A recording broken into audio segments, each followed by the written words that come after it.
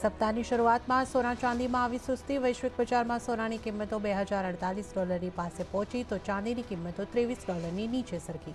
સ્થાનિક બજારમાં પણ નફા વસૂલીનો માહોલ। ક્રૂડ ઓઇલમાં તેજી સાથેનો કારોબાર। બ્રેન્ટની કિંમતો $77 પાસે પહોંચી તો નાયમેક્સમાં પણ તેજીનો કારોબાર તો સ્થાનિક બજારમાં ફ્લેટ કામકાજ।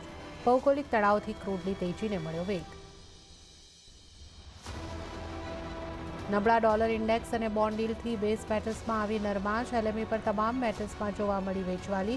સ્થાનિક બજારમાં પણ લાલ નિશાનમાં જોવા મળ્યો કારોબાર।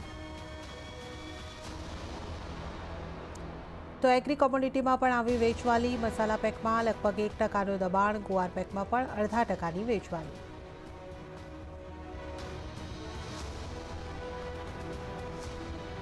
તો શરૂઆત કરીએ